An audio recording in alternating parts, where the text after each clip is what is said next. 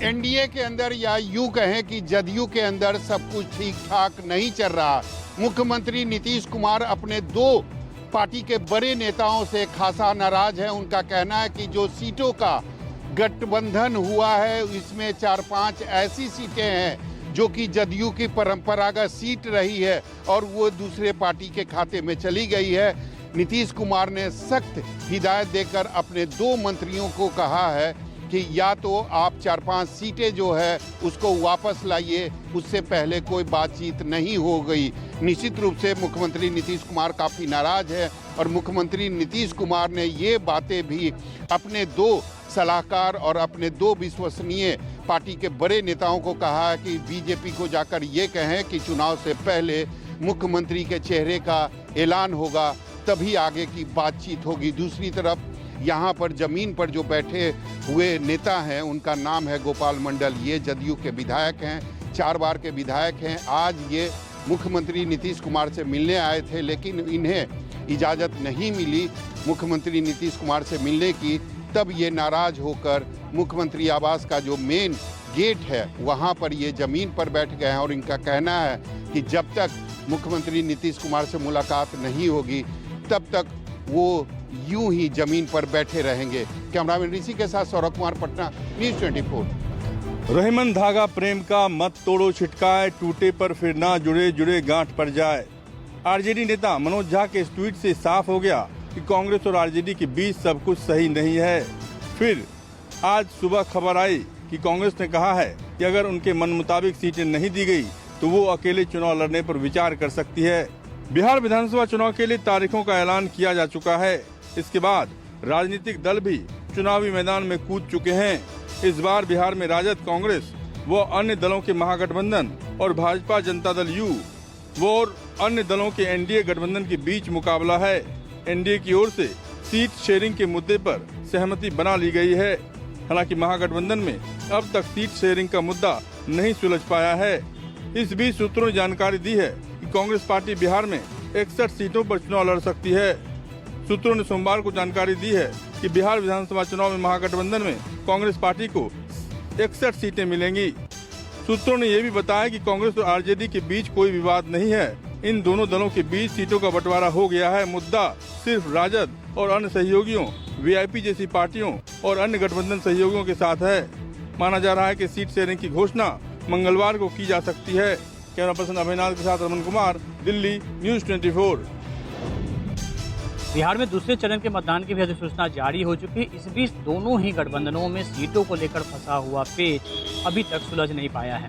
हालांकि बीजेपी ने आज अपनी पहली सूची जारी करते हुए 71 उम्मीदवारों की सूची जारी कर दी है, लेकिन इसमें उन विवादित जो जगह थी जिसको लेकर मुख्यमंत्री नीतीश कुमार ने नाराजगी जताई थी वो सीटों का नाम की घोषणा नहीं की गई है। लेकिन 71 उम्मीदवारों की सूची जारी कर दी गई है, जबकि अभी तक जेडीयू की तरफ से सूची जारी नहीं की गई है। दूसरी तरफ महागठबंधन की अगर हम बात करें तो वहां भी अभी तक कोई सूची नहीं जारी की गई है। हालांकि भाकपा माले ने अपने उन 8 उम्मीदवारों को सिंबल दे दिए थे और उसके उम्मीदवारों ने नामांकन भी दाखिल करना शुरू कर दिया है, जिन्हें जो पिछले बार उम्मीदवार थे या फिर जिनको इस बार नए चेहरे के रूप में लाया गया है। वहीं दूसरी तरफ जन सुराज के उम्मीदवारों ने अपना नामांकन आज से शुरू कर दिया है, लेकिन सबसे बड़े दल के रूप में आरजेडी की तरफ से अभी तक कोई नामांकन दाखिल नहीं हुआ है। हालांकि नेता प्रतिपक्ष तेजस्वी यादव कल राघोपुर से नामांकन दाखिल करेंगे, लेकिन अभी भी सीटों को लेकर फंसा हुआ पेच महागठबंधन में नहीं सुलझा है। कैमरामैन सनी के साथ अमिताभ भूषण। राज ठाकरे और उद्धव ठाकरे के साथ आने की चर्चा के बीच आज महाविकास अघाड़ी का एक प्रतिनिधिमंडल राज्य के चुनाव अधिकारी से मिला है। इस प्रतिनिधिमंडल ने राज्य चुनाव अधिकारी को एक ज्ञापन सौंपा है जिसमें मांग की गई है कि राज्य में जो महानगर पालिकाओं के और नगर पंचायत के चुनाव होने हैं वो पूरी तरह से निष्पक्ष हों, उसमें शंका की कोई गुंजाइश न रहे, क्योंकि बहुत सारे ऐसे वोटर हैं जिनका नाम 2 राज्यों में है। इसको राज्य चुनाव आयुक्त देखें। इस बीच सबसे बड़ी खबर ये है कि इस प्रतिनिधिमंडल में महाराष्ट्र नवनिर्माण सेना के प्रमुख राज ठाकरे भी हैं, जो कि अभी तक महाविकास अघाड़ी का हिस्सा नहीं है। उनको लेकर कांग्रेस असमंजस में है। पहले राज ठाकरे महाविकास अघाड़ी का हिस्सा इसलिए नहीं बनना चाहते थे क्योंकि उसमें कांग्रेस थी, लेकिन अब राज ठाकरे का रुख कुछ नरम पड़ा है, लेकिन कांग्रेस अभी भी इसको लेकर असमंजस में है। इस बीच शिवसेना शिंदे गुट की तरफ से उप मुख्यमंत्री एकनाथ शिंदे ने तंज किया है। उन्होंने कहा है कि जो मुख्यमंत्री रहते हुए कभी मंत्रालय नहीं आए, वो आज मंत्रालय आए हैं। इतना ही नहीं, महाविकास आघाड़ी के लोग हार का बहाना ढूंढ रहे हैं। जो महानगर पालिकाओं के चुनाव होने हैं उसमें निश्चित तौर पर महायुति की ही जीत होगी। कैमरा राजेंद्र के साथ इंद्रजीत सिंह, न्यूज़ 24 मुंबई। बीएसएफ की बीओपी के अंदर हम इस समय मौजूद हैं। यहाँ पर भी जवानों की संख्या में इजाफा किया गया है। जवान दिन रात हमारी सरहद की रक्षा कर रहे हैं ताकि कायर पाकिस्तान द्वारा पाले गए आतंकी हमारी सीमा में घुसपैठ ना कर पाए। तस्वीरों में आप देखिए कि जवान जो हैं अत्याधुनिक हथियारों से लैस हैं, अत्याधुनिक उपकरणों से लैस हैं। इन जवानों का यही मकसद है कि एक गोली एक दुश्मन, यानी एक गोली से एक पाकिस्तान द्वारा पाले गए आतंकी का काम तमाम करना। आप देखिए कि दूरबीन की मदद भी ली जा रही है ताकि छोटी से लेके बड़ी हरकत पर बारीकी से नजर रखी जा सके। एक अहम जानकारी जो हमें सूत्रों से मिली है उसके मुताबिक मौजूदा समय में पाकिस्तान में जो लॉन्च पैड है वहां पर सैकड़ों की तादाद में आतंकी मौजूद हैं, जो इस कोशिश में है कि उन्हें एक मौका मिले वो भारतीय सीमा में घुसपैठ कर सके। सामने का इलाका देखिए, यहाँ पर आप देखिए कि पूरी तरह से सन्नाटा पसरा हो, लेकिन जो सूत्र बता रहे हैं कि वहां पर जो पाकिस्तान की पोस्टें हैं, जो टावर हैं, जो घर हैं, वही पाकिस्तान के लॉन्च पैड हैं। वहां पर आतंकियों की मौजूदगी है, लेकिन कायर पाकिस्तान किसी भी अपनी नापाक साजिश में कामयाब इसलिए अभी तक नहीं हो पाया क्योंकि ये वो बहादुर जवान है जिनकी वजह से हम सुरक्षित हैं, हमारी सीमा सुरक्षित है। और अगर पाकिस्तान की ओर से गोली दागी जाएगी तो बदले में ये जवान जो है गोला दागेंगे। कैमरामैन तिलक के साथ पंकज शर्मा, न्यूज़ 24, भारत पाकिस्तान अंतर्राष्ट्रीय सीमा। राजस्थान इंटेलिजेंस ने मंगत सिंह को आज 4 दिन की पूछताछ के बाद कोर्ट में पेश किया और उसे अब जुडिशियल रिमांड पर भेज दिया गया। मंगत सिंह पर आरोप है कि उसने अलवर इलाके से पाकिस्तान को कई सारी सामरिक गतिविधियों की सूचना भेजी थी। यहाँ तक कि जो कैंट बना हुआ है एनसीआर इलाके में उसकी तस्वीरें भी भेजी थी, जिसके आधार पर पुलिस ने पुख्ता सबूतों को इकट्ठा करते हुए मंगत सिंह को गिरफ्तार किया।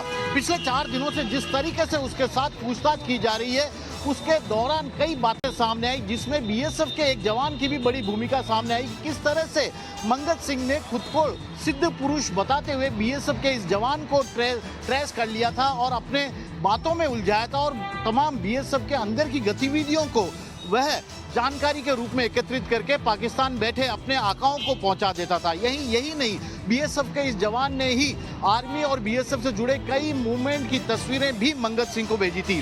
फिलहाल तो मंगत सिंह को भले ही अलवर में ले जाकर तमाम चीज़ों की तफ्तीश करने के बाद अब जुडिशियल रिमांड पर भेज दिया गया है, लेकिन अब पुलिस बीएसएफ के उस जवान से भी पूछताछ करेगी जिसका पूरा लिंक मंगत सिंह के साथ सामने आया है, क्योंकि अकाउंट में पाकिस्तानी हैंडलर्स द्वारा इसके पैसे ट्रांसफर किए जाने की भी पुख्ता जानकारी इंटेलिजेंस के अधिकारियों को मिली है।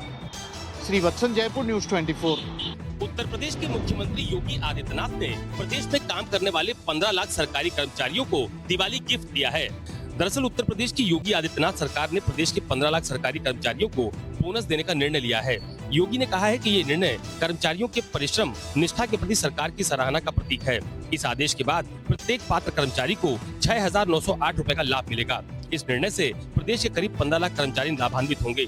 राज्य सरकार पर करीब 1022 करोड़ का खर्च आएगा। इसके लिए कई कर्मचारी संगठनों ने मुख्यमंत्री योगी आदित्यनाथ को पत्र भी लिखा था। यहाँ आपको ये भी बता दें कि बीती 29 सितंबर को केंद्र सरकार द्वारा भी सरकारी कर्मचारियों को बोनस देने का निर्णय लिया गया था। कैमरा पर्सन मिंटू सिंह के साथ अशोक तिवारी, लखनऊ, न्यूज़ 24। मुंबई सहित महाराष्ट्र में सड़कों पर पड़े गड्ढों से होने वाली मौतों पर बॉम्बे हाईकोर्ट ने सख्त रुख अपनाया है। इस पूरे मामले में जवाबदेही तय करते हुए अदालत ने मृतकों के परिजनों को 6 लाख रुपए तक मुआवजा देने का निर्देश दिया है। बॉम्बे हाईकोर्ट ने एक महत्वपूर्ण आदेश में सोमवार को यह स्पष्ट किया कि अब से यदि गड्ढों या खराब सड़कों के कारण किसी की मौत होती है तो सड़क निर्माण करने वाले ठेकेदार और संबंधित नागरिक प्राधिकरण उस मौत के लिए जिम्मेदार होंगे और उन्हें पीड़ितों के परिवारों को मुआवजा देना होगा। गौरतलब है कि इसके पहले भी बॉम्बे हाईकोर्ट ने इस पूरे मामले पर सुनवाई की थी और सरकार को जवाबदेही तय करने का निर्देश दिया गया था, लेकिन इस मामले में गंभीरता से न लेने की वजह से बॉम्बे हाई कोर्ट ने अब मुआवजा देने का निर्देश जो है वो दिया है। कैमरामैन अंचल सिंह के साथ राहुल पांडे, न्यूज़ 24, मुंबई।